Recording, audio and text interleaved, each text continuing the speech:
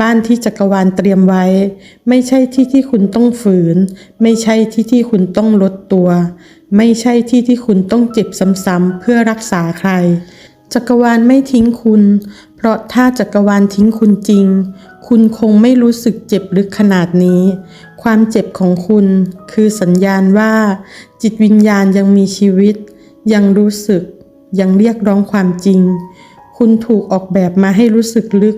เพราะคุณมีภารกิจในการปลุกความรู้สึกไม่ใช่แค่ของตัวเองแต่ของคนอีกมากมายที่จิตวิญญาณดับอยู่ในความชา